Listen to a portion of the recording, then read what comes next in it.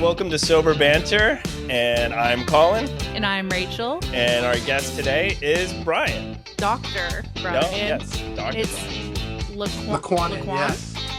Licuanan. We are excited because actually you'll be our first guest that, is not in recovery, but you specialize in recovery. I mean, you are, I would say an expert as a psychologist with a PhD in psychology.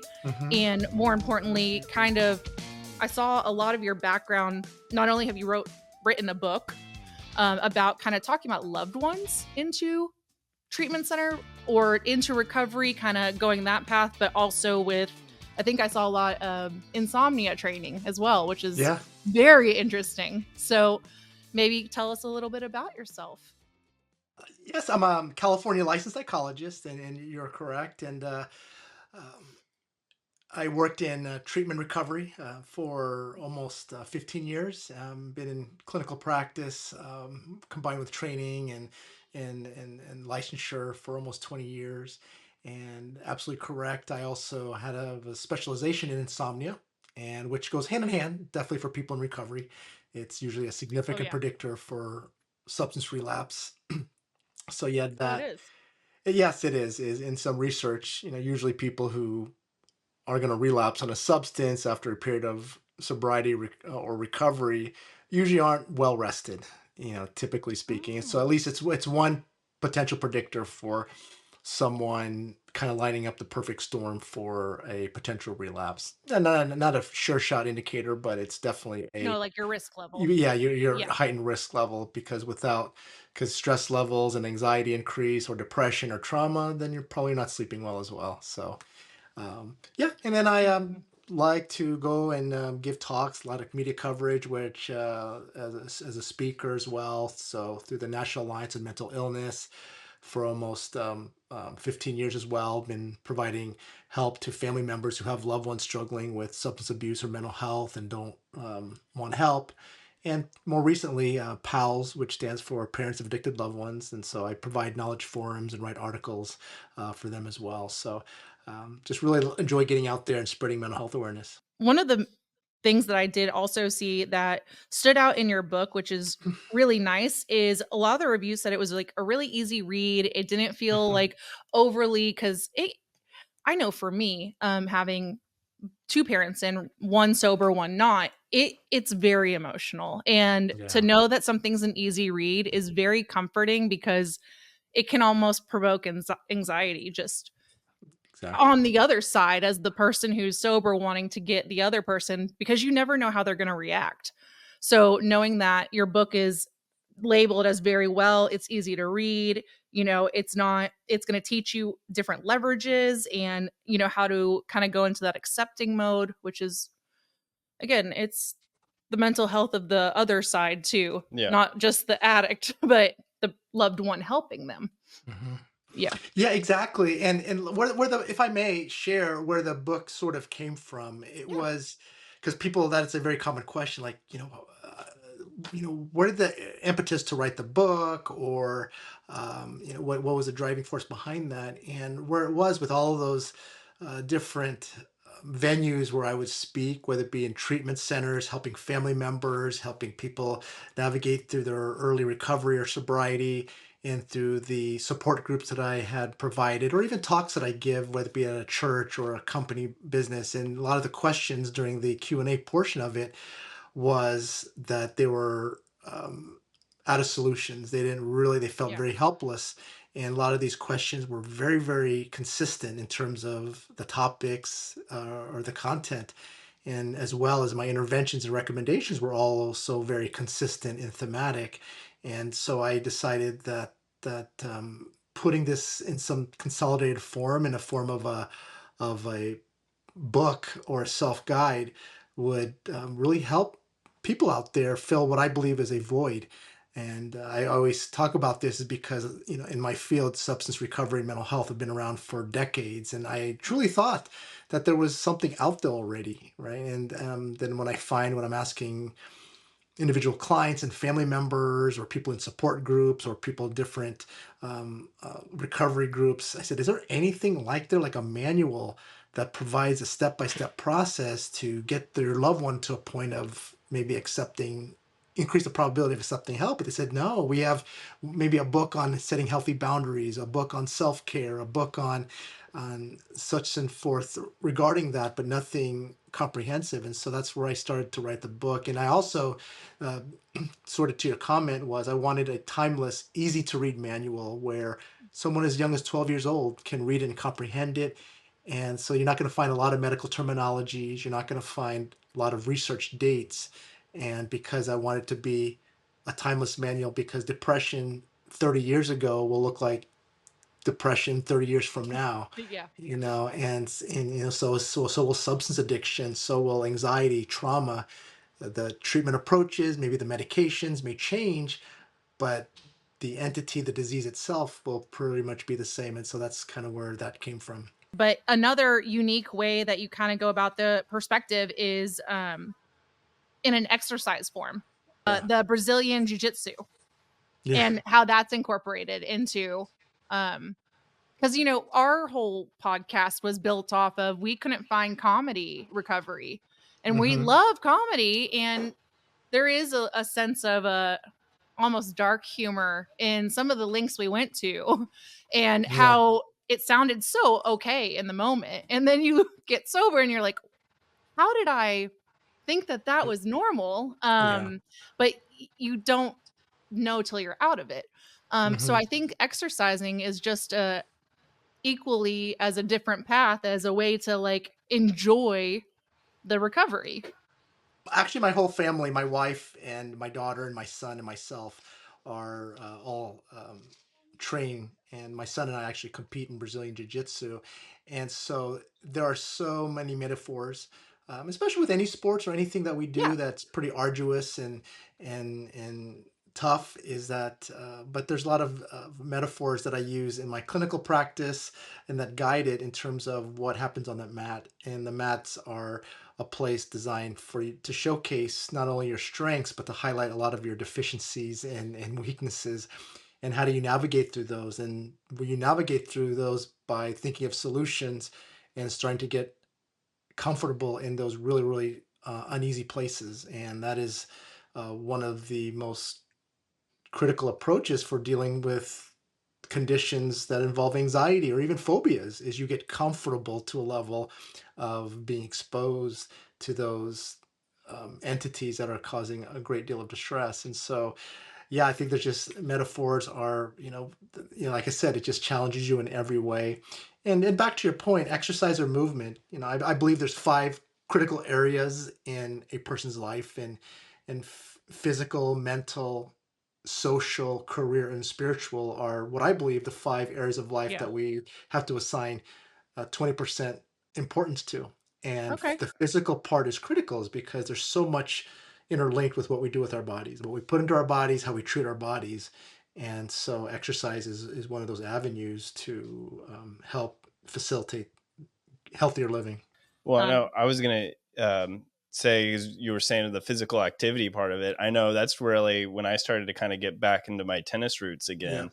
Was when we became sober. It was like, what is something that I can do that I associate with being sober? Because I played tennis all Hmm. my life and childhood, and that's kind of like one area of my life where it wasn't triggered with drugs or alcohol, and so I could kind of tap into that childhood fun or Hmm. excitement Yep. again. And that's really what helped me in getting back into doing a lot of that, because I never really associated that with drinking. So it was like, what's an old hobby that I can do again and relate to? And that really helped me just kind of get endorphins going in a Hmm. a good, healthy way. it's kind of known within at least like recovery communities. January is a heavier month of people in meetings because it's new year, new Hmm. me, and that's Yep. great. Like it does work. January is the biggest birthday month of all the Hmm. months. But my question would be about I know for me, I've been like, it's January 1st, I'm in, and like maybe I'm like, okay, I'm gonna finally kind of get help. But then January 2nd rolls around and I've changed my mind. Hmm. And kind of this is probably where your book would be a great resource to kind of come right in at where maybe someone's in accepting and then they change their mind. Because I have Yeah. to assume that happens quite often. Yeah, that's actually a very good point. I actually did I mentioned that in one of my media coverages, the difference between resolutions, New Year's resolutions, for example, and goal settings. And just to let you know, in my therapy a lot, these last 4 months of the year, I start preparing my clients probably around um, September-ish or so, or even October's, because um, there's this an assumption that this last quarter of the year is means something very widely accepted, which is celebration and fun and happiness and joyfulness, jubilation, family unification, indulgence. However, one thing I like to give clients permission that it's a big struggle. A lot of people, the holidays mean something very different. Some people may have lost a loved one. Someone may have had a traumatic event happen, and some of people's worst use came during the holidays.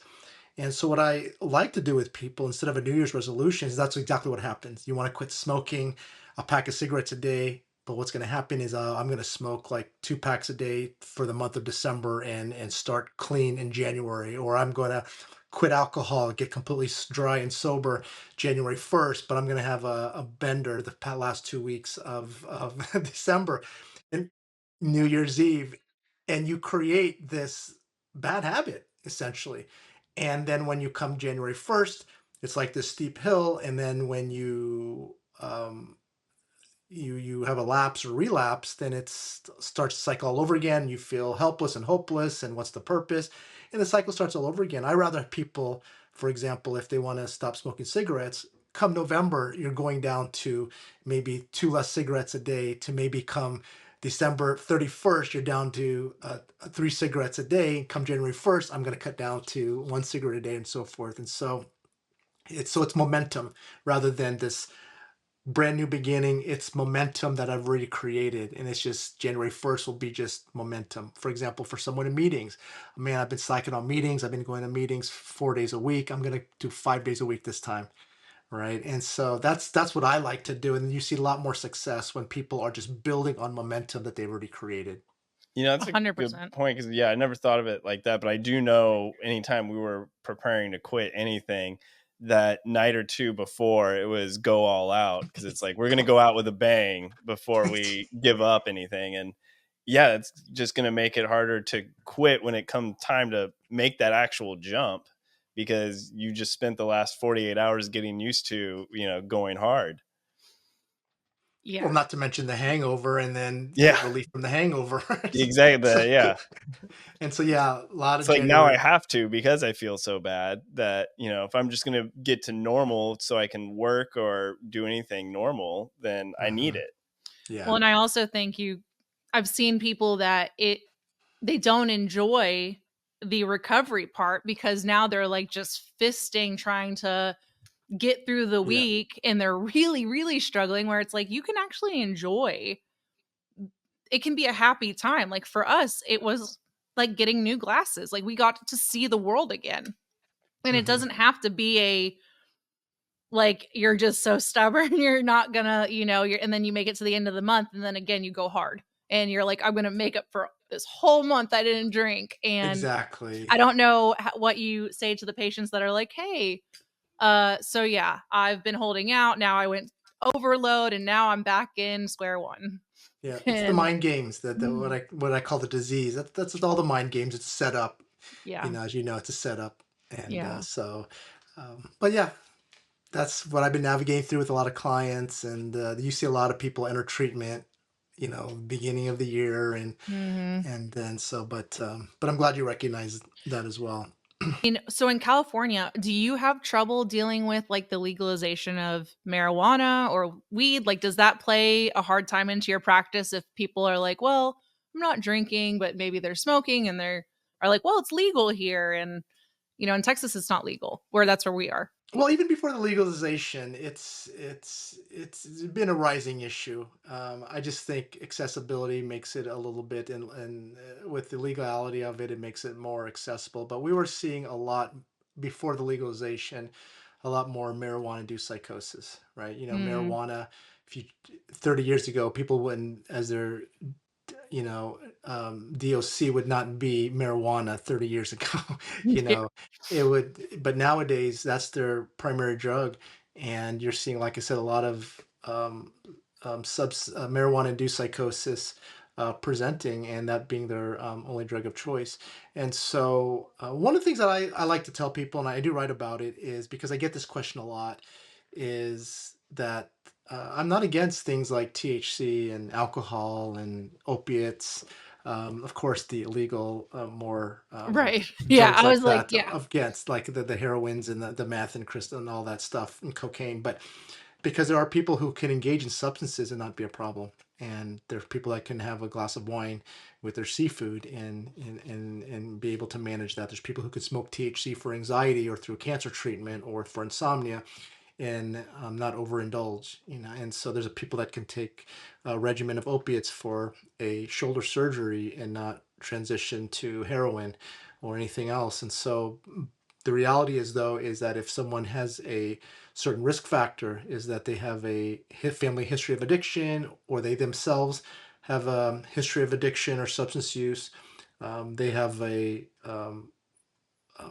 underlying mental health condition, is that a mind altering substance such as the ones I've told you Yeah. can put this person at risk for it will make them more sensitive to an underlying condition, bring about the condition sooner or later, or it can exacerbate existing symptoms. And so that's kind of where it battles that argument, because I get a lot of people like, well, THC is natural, and so forth. I said, yes, but you fall under a certain risk factor, Right. and that you have to be very mindful of. And that's what I believe it is. It's a risk factor. There's no absolute, but it's more of Oh, no, I've seen people drink normally. I mean, I used to be baffled by it. I've seen it. I've seen people that can just party one time and or even walk away from it, and that's not my experience, but I've seen Mhm. it. Yeah, there are, I would say, those people who all of a sudden can just wake up and that's it, and I'm done. I believe those are what we fall under the outlier range, right? Sometimes a triggering event, maybe a near life experience, maybe a family member or a medical condition, going to jail, that could be their triggering moment. But I would say those are more on the rare side. Most of the people who end up, it all depends too, I believe, in how extensive their use was, the drug of choice that they used, family dynamic, support system. There's a lot of determining factors, but most of the people that I've worked with in treatment, and going on almost 15 years, was most of them there were put in a situation where they had to make a choice. Their Mhm. spouse was Mm. saying, "Hey, we're going to divorce. You can't see the kids. You're going to jail or you're going to treatment." Um, all those type of scenarios, or you drink some more, your liver is going to go kaput and you're going to die. Yeah. So a And lot of the sometimes most of the they don't care, and, that's the sometimes they don't thing. care. Someone at one of the groups that I attend where they were in the hospital and were a few days from passing away just because they were told, you can't drink anymore. You're going to die. Your kidneys going to shut down and die if you drink anymore. And they were a few months sober before they ended up drinking again and back in the hospital. And it's just a weird thing. Like you said, you get this dilemma where it's like, you can't do it anymore or else this is going to happen, whether, it's a divorce, not see the kids, or even just death. Like you think that would be the biggest reason to stop. And yet for some addicts, the disease in us is just saying, nah, he probably, like, what does he know? There's some people where they absolutely are completely disconnected and apathetic towards life, where they want to die, right, and so to speak, and so. But there's where I try to teach families is that sometimes, um, that a lot of things that they could do on their front, and that's where I talk about putting your loved one to a point of desperation. let's assuming that there's still a part of them that wants to live, that still that don't want to not live anymore. Is sometimes we put someone in a level of desperation that when they're desperate, they'll do anything to relieve of that desperation. That's kind of where the strategies come from in my book. You can't love someone out of their disease. And you're right, you can't tell someone, well, hey, you have kids, or you have a job, you have a career, you have a spouse, when they're really, really deep into it and they've been complete shut off. And sometimes you put them in a level of extreme desperation and you give them a choice and option. You're not telling them what they can and cannot do. You're just giving that option. What I find is many, many people truly can't do real prisoner jail. People can't do true homelessness, and I'm talking about homelessness, dumpster diving, on that street, living under park benches, homelessness. And a lot of people really can't do psych facilities. I mean, turn long term. Yes, there's homeless people that can do it, and there's people who can do jail and prison, but I'm assuming on for the most part they'd rather be somewhere else than there. And so that's what I help families strategize, is you give them the option and choice that, hey, if we want to be part of your life and we'll always love and care about you. It's just this is what we're going to support, not support. And I've seen it countless times where family members still come from a loving place, and it's those connections that they make that with people that when they're at that point where it's time to make a choice, they'll remember a lot of those connections, and you give them a reason to want to desire and get better. I mean, and he was too when we got sober. And, I thought as a mom, I was like, oh, I have a child Hmm. now. Like, this is going to make the disease go Yeah. away, and that I stayed sober during pregnancy, that Yeah, there were all or these things. And it thankfully, I just took that moment of clarity I had and ran with it. And my mom waited till she's 10 years sober. I was willing to do anything to change. And she's like, are you willing Hmm. to do anything? And that's well, how and we thought we ended too, up it's getting like, help. oh, now that we're parents, the bars, so that will keep us Hmm. sober. But then COVID. we brought the bars to us, and Yeah. we made our house the drinking spot because we still had friends that would come over and drink Hmm. heavy till 3, 4 in the morning while he was asleep, and Hmm. we would, you know, just drink all the time at the house. You did was you lowered the risk factors. And so one thing I talk about is the risk factor curve. I don't know if you remember, speaking of COVID, Dr. Fauci always talked about we've got to flatten that risk curve. What he was saying is that the way to lower your getting infected by COVID is there's certain things you have to do, right? Is you wear a mask, you social distance, you wash your hands, take vaccine. And that's what I tell people. But did he say that that curve will ever be completely flat and non-existent? No, we're always going to have that risk. And same thing with, I believe, in dealing with addiction or mental health, is there's going to be that risk factor, but our job is to flatten that risk curve as much as possible. Such as, one thing you mentioned is people you're hanging out with. If they're drinking a lot, they're not in recovery, your risk factors dramatically skyrocket, because fellowship is critically important. And of course, you're right. You weren't access to bars, and sometimes money was an issue. So you lower those risk factors, and so that's the goal, I believe, in people's recovery. And the strength of their recovery is meaning that they have obviously lower risk factors and a high level of protective factors. Protective factors are basically the antithesis of the risk factors, such as healthy fellowship, meetings, therapy, mindfulness techniques, working the steps and all those things. And so that's kind of what the goal is. Are we lowering our risk factors, and are we increasing our protective factors? So Absolutely. And I wanted to ask, as far as I saw on your website, which we're going to link in the show notes, do you work with people only in California? Are you Zoom based? Like, if someone's listening to the show and they're like, wow, this sounds like something I would like to inquire or maybe work with you one-on-one, are they able to book Well, that it depends on what service type of service. just through your As a website? licensed psychologist, like if I was to see someone as a client and working one on one with them on some interventions and more of a psychological based type thing, then I would only be able to see clients in that capacity under my California license. So only California license. But educating family members on things like that, I can work. Well, Yes, and your book. Anyone can Yeah. order your book, and I saw that it's available yes. everywhere, so, I mean, you can that's a great Mhm. tool, and again, it has amazing, Thank you, amazing thank you. reviews, And the and coaching, yeah. So that level of and coaching, I'm able to work with people on that level because it's more of a psychoeducation and so forth, rather than like an individual or type of psychotherapy. One thing, if I may say, you highlight a couple things is I do talk about a 25 must knows. I don't know if you came across that, and those are what I believe are the 25 most essential knowledges, and a lot of those knowledge was based on those questions, those challenges that these families were dealing with.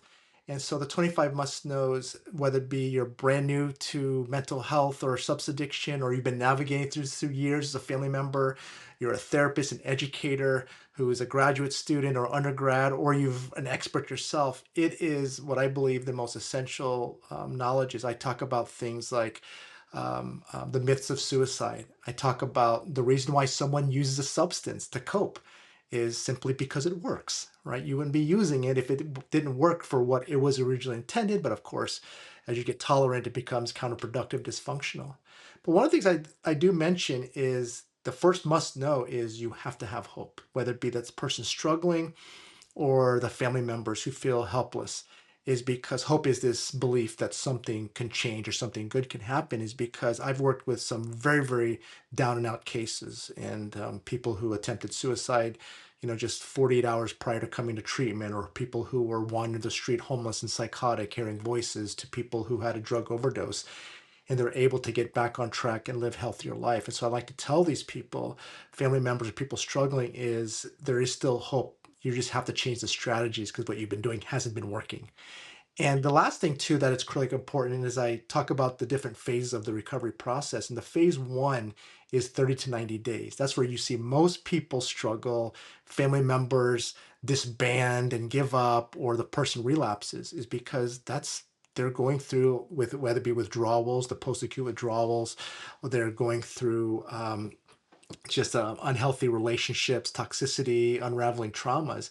But you've got to get them through that first phase of 30 to 90 days, because there's a lot of amazing healing that can take place, whether it be on a medicine level, an abstinence level, talking about their trauma level, creating new fellowship level. And so that's why I can tell family members, just hang in there and do whatever you can to keep them in, especially in that first 30 to 90 days. yeah, 100%, and I can again, from experience, what helped me, and I mean, it can be pretty much anyone, is I got a Hmm. sponsor and filtering some of those questions that my head manifested. It's almost like I thought of, a dog trying to get out of like Hmm. a guarded fence, like you're literally looking for any hole in it. It's not that it had anything to do with me. It was the addiction is like it's gonna try and manifest it's normal, like it's a Hmm. drug. That's what if you're at the point of addiction, Yeah. again, I'm not talking about someone who has a glass or two of wine. I'm Yeah. talking like we were drinking like handles worth. Handles. Yeah. And your brain's gonna try and rationalize in circles, and running that by someone, which was my sponsor, saying it out loud, working through it, is really what helped Hmm. those first 90 days. It's again, it doesn't have to be a sponsor. It could be therapist, husband, but sometimes just saying it out loud so you get it out Hmm. of your head. Hmm. Um, but it's hard. There's it's just I know from the other side is you can feel a little crazy. And I tell people I work with as sponsee, I'm like, there are no crazy thoughts in your first couple of months because someone else has had Hmm. them. You're not the Yeah. only one, and uh that's yeah, Yeah. I guess that's my kind of my side of being the one addicted is sharing, Hmm. whether that be with Hmm. whoever. Again, psychologist would be the top priority. That would be the best Hmm. option. But even so, I think that's kind of like the advocating of asking for help, but that's like the hardest, the 1,000-pound phone. It's so heavy Yeah. and so hard to call, but if you just pick it Hmm. up, Hmm.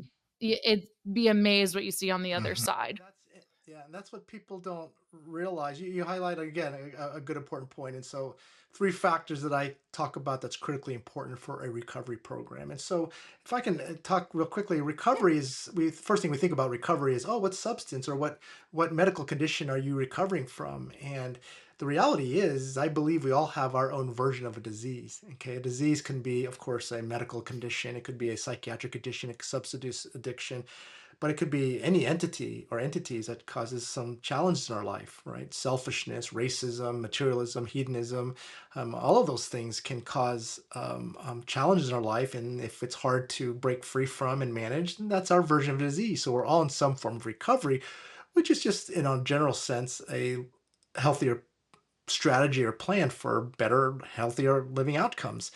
And so, but I talk about a lot of these elements that differentiates from what I've seen a strong versus a weaker recovery program.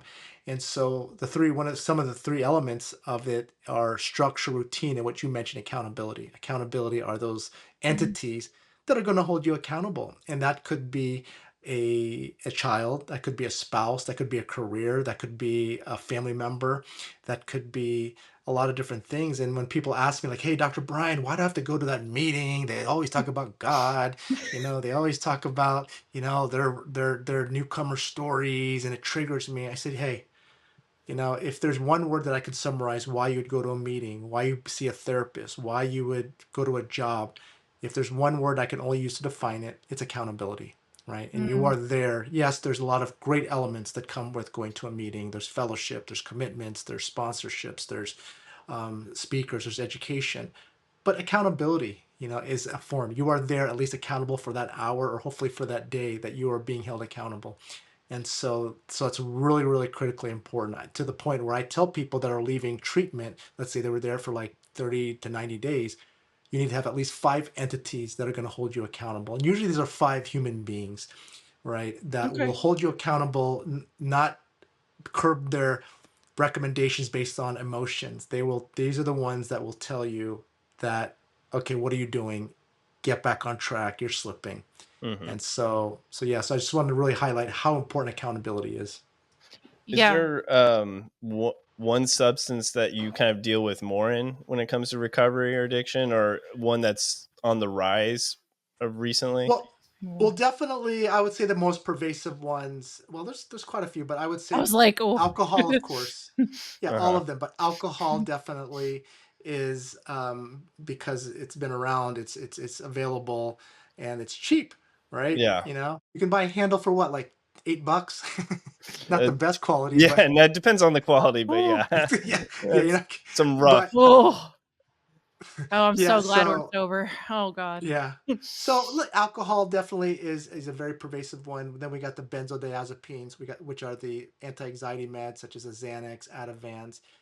You got the THC, that's huge. Of course, fentanyl, meth, right? And I could tell you this though, based on my work, meth seems to have some really, really challenging post-acute withdrawals.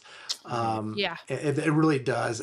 Meth is just bad news. Not to say those other drugs aren't, but No. Yeah.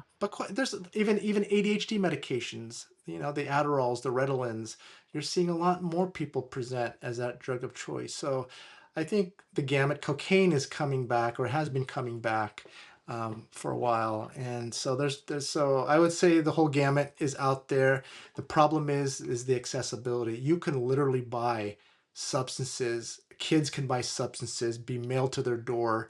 We need Mm. a lot of work with supervised oversight that's going out there in the e-commerce world, because I know people that have been buying THC laced stuff, fentanyl stuff, Mhm. kids, Yeah. teenagers. Well, and Yeah, to that's get scary. like the THC in a vape cartridge and stuff is becoming pretty easy to get. And I guess I didn't think about that with the internet and everything because it wasn't so accessible, I think, when I was in high school, but it definitely seems Mhm. like it's just getting more and more accessible as the years progress to get whatever you want. And Well, there's you can also the hide factor it. of connection, and it's like they just as we spoke to a guy who he works with teenagers, and he goes and speaks at high schools about addiction, and it's all about connection, and they're like, oh, if I go smoke this vape or go weed, like I can make a friend, and it's like you can also make Yeah. sober friends, but Yeah, it doesn't seem exactly. like you can present it at the time. Again, it's mhm. inclusion and connection and sorry, go yeah. I was like, at least that's what I Yeah. find or hear. But addicts are resourceful. They're so Yeah. resourceful. We were. I Yeah. mean, it's how Yeah, we held in it the together. ways where people can do it through Snapchat, through, there's a lot of Oh, ways where people can go under the radar and sell, and so um, it just challenges have always been there, and we have to, as parents or peers or sponsors, we have to be educated as well, and have that level of accountability in place. yeah. And I think another thing the meeting kind of gives that hits your pillar is the hope because you see a lot of hope in the I rooms. was And thinking that Mm, too. Yeah. and I know that the God thing, man, I know I get that's the number one like thing that people complain about or they say like they don't uh, fit in with. But when I was told in a meeting, like, look for the similarities and not the differences, like, look with a happy mind, say, oh, I can identify with that. And then if you don't identify, you're just like, okay, that person's entitled to their opinion, mhm. Um, going from that, like looking at a glass half full versus half empty, in a meeting really made a difference for me Yeah. because the there are people and you don't there's no rules or restrictions around meetings. If you find one and you don't like it, there's another one around the corner that is like a 180 of the one you just went to. Some are more conservative, some are more Yeah. lax. I would never suggest. I think the rule is try five, and not just one and be like, "Okay, that One one and it done. could have been a Yeah. bad day, it could have been a bad topic, it could have Hmm. whatever it was." But the hope and the accountability and, the, connection, the Yeah. seeing other people smile, it might have been a minute since you've seen Hmm. someone genuinely smile or laugh. Like, I Hmm. remember being in the meeting and being like, "I thought it was gonna be like a people in a dark alley in a Hmm. room with coffee," and it's not. Hmm. These people are well put together. They get their life back. And one thing that's really important is, though, is especially for your listeners, is that 12-step recovery is definitely a way, and there could be a great deal of success, but it's not the only way, right? It is not the only way. And what I usually tell people as well, because in the treatment that I worked at, 12-step was part of the recovery process. It wasn't 12-step based, but it was part of the process. And when they struggle with that, I said, well, if you don't have the God component in your life, is that, do you believe in any entity greater than you? And that entity could be outer space, it could be Mother Nature, it could be the ocean, it could be, one person finally said, it's my better self, right? That's his greater power, better self. And so that you go into it, because a lot of times people, especially when they want to resist something, they'll deconstruct everything. The people, I mean, not to take anything away, but the people who deconstructed a lot of the 12 steps were people who were in this level of education where, give me an explanation to it, or I'm going to philosophize this, down, deconstruct it all the way to its basic atom, and find a reason to resist it. And yeah, just any entity that's greater than you, that you can believe, that's just bigger than you. A hill can be bigger than you. Yeah. And that gentleman who did that, because he was very resistant, he just said, okay, um, my healthier self is right now is going to be. And I've seen it happen before. I've seen people who are atheists, when they leave treatment, it's like, okay, maybe there is something out there. People who are agnostic, but okay, maybe there's a God, and people who were very connected with their God had a closer relationship. And so I've seen that happen before, in many levels. And so just, yeah, it's not the only way. There's smart recovery, and there's all those different models. Some churches have their own modalities, some religions and so forth. So it is one element because of what it provides, right? And also Mm-hmm. therapy. Like, I mean, I work right now, I work with my therapist Yeah. on a deeper level and doing some different Mm-hmm. like CBT methods and working on the trauma that maybe I Mm-hmm. drank at. Now, again, I got sober through 12 steps, but you learn that beyond recovery is there's different levels. So, like you said, that first, like, 30 to 90 days, you're just kind of getting your footing, you're learning the game, you're the support, but then, again, Mm-hmm. you grow. There's different and not everyone grows the Exactly. same rate. Yeah. There is no and what works for you Mm-hmm. might not work for someone Mm-hmm. else, but it might not. Well, I There's know, like, so many after, ways. I'm going through the AA and working the steps and getting sober that way, then going back and looking at it past already, I'm already quote unquote recovered, or alcohol is not a big issue for me. But re-looking at those steps, it became more of, oh, this is kind of like a blueprint on Mm-hmm. how to live life, to be a Yeah. Mm-hmm. successful human being, to just be, a good person. And it's like, if I would have had this in place growing up as a teenager, this would have been a really good structure or Mm-hmm. blueprint to have going forward, because I didn't have that. And I just kind of went through life half-assing a lot of different things, and using drugs and alcohol to fall back on, as to use that as, oh, I'm blaming, I would blame things on certain things because I was drunk, but I would also use that if I Mm-hmm. succeeded at anything. So it was just this weird fallback plan to always get drunk. But the steps all of a sudden became this good blueprint of how to live life. And that's what really Again, helped give it to me. something other than yourself, because I think as Bill says in the book, we like to control, and it's, I think, typical of addicts that, we think we can do it differently. That's what relapse is we go out and we're like, this time's not going to Yeah. be like last time. And you get to that again, it's just that they call the Mm-hmm. wash cycle, it's over and over. But um for this time of year, yeah, I guess one of the things that we'd say, go to your website. You have a lot of good resources. Your book is widely available. So if you're hearing this, and you're having someone who's a loved one reach out to you, just, you said, first off, remember Mm-hmm. there's hope. And you write and share about that hope in the different 25 strategies and steps, like a blueprint to Mm-hmm. helping your loved one. And thankfully, Amazon is Yeah. next day. So, I mean, you don't have to wait very long, but, or even like, I think I saw It's Kindle as well, it's Apple on yeah, it's Books. definitely on Like, Kindle. I've had people ask me a couple things, audio, right? I've had some Spanish people ask me if you can get it translated, but I think the next on yeah, the docket is doing a workbook. I know a lot of people in recovery like workbooks. So I've got a lot of people. love it. We love workbooks. I loved Yeah, homework at so first. I that And Good because busy your mind work. hasn't been Yeah, working for busy so work. long that you're like, it's nice to remind you of like what you're capable of. And like something as simple as filling out a 10 questionnaire, it's like, oh my God, I can do this again. Because Mhm. when you're drinking as often as we were, it's like that looked as it's Take too much just Exactly. time. You get this Yeah. yeah, I book don't and want to it's do like, okay, it. a workbook it's a little bit shorter version. It's to the point, and there's things you can write down. So that's probably gonna be my first thing. And the Yeah. writing part is it gets out of your head. Like, my grandma was a therapist in Santa Monica, and she was 20 years there.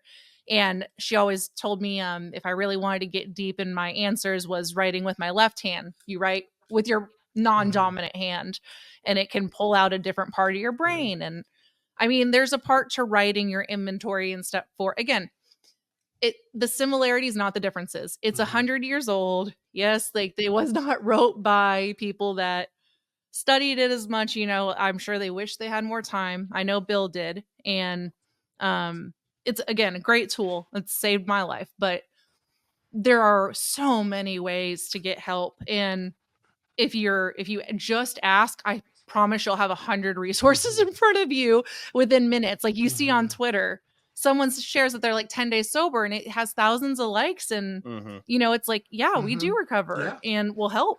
You just got to share it. And there's other ways to get and sober, there's so many different not ways. just one way. No, it's not. And there are some people that will tell you, if you don't do AA, you'll be a dry drunk. And that's just not true. It's not true. No. And we're speaking as someone who's come from, working the steps. Yeah. But and just to, if I may add too, and so that book was originally designed for families in crisis. They're like, my God, if my loved one doesn't get help, something bad's going to happen. They're going to die. They're going to harm someone. They're going to put themselves in a situation they can't recover from.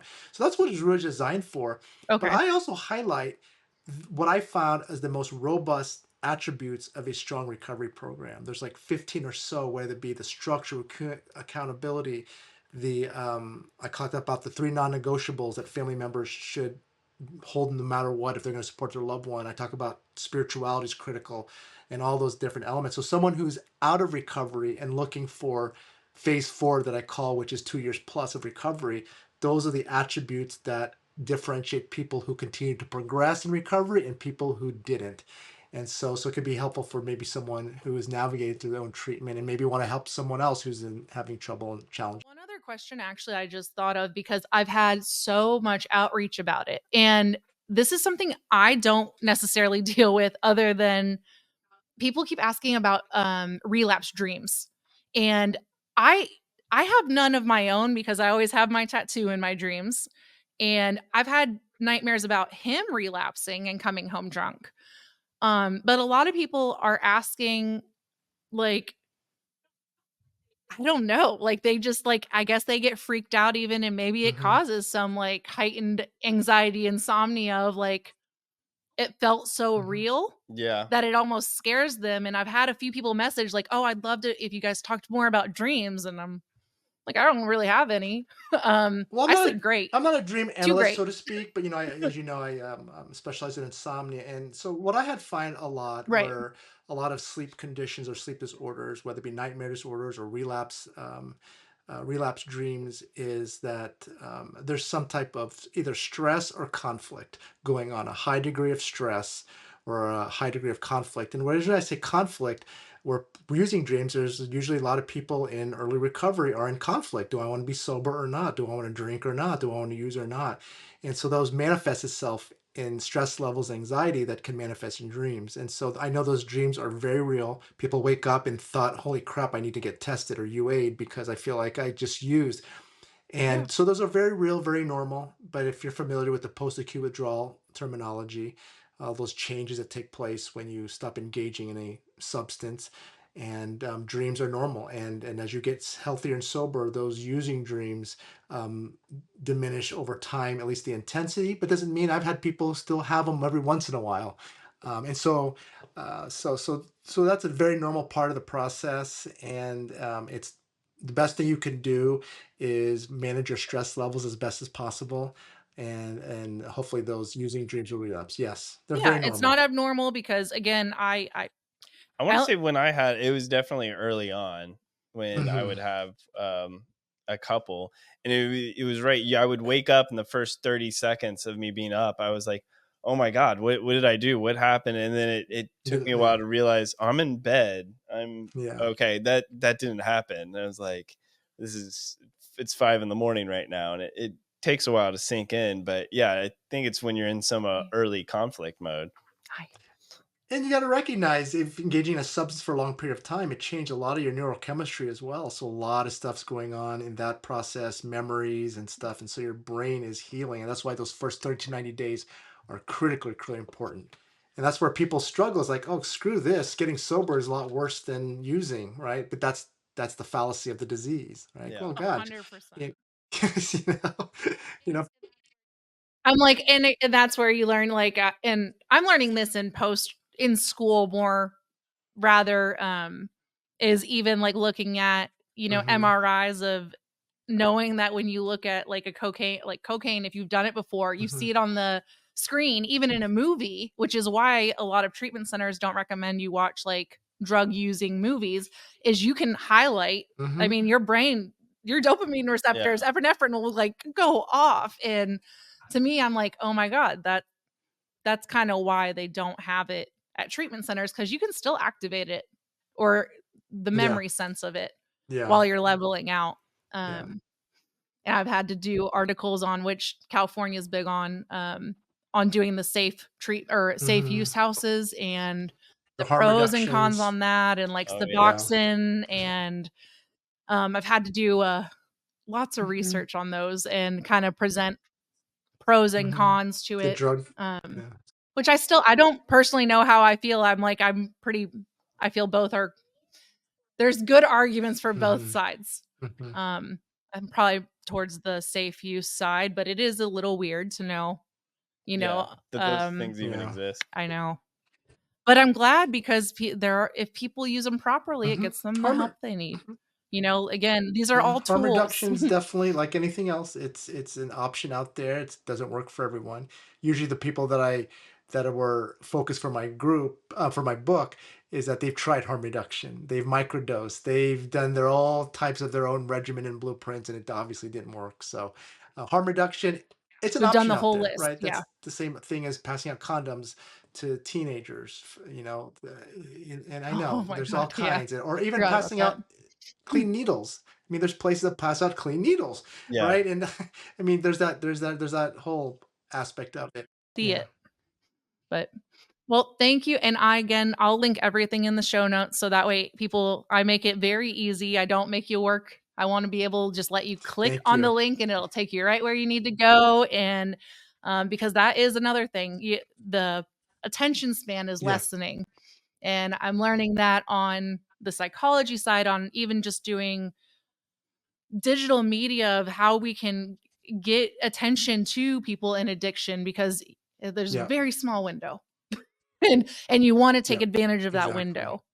So learning that kind of stuff in school Yeah. right now. So Yes. yes, thank you so much. I was very, very grateful for this, because I was like, yeah, this is kind of stuff I would Yeah. have done in school. So it's cool Yeah. to Well, do it thank with you my husband. both for what you're doing as Yeah. well. All right. So, No, Evan, do you want to say We'll- bye? we'll keep- Bye. yeah, he's my now one. I'm like, my amend to him was to never take a drink again. So that's kind of, good accountability. that was yeah, exactly. And it just came with time. Yes. Do you want to say thank you for listening to Sober Banter? Thank you for listening to Fearful Bad. There we go. All right. He's great. Bye. Bye. Bye.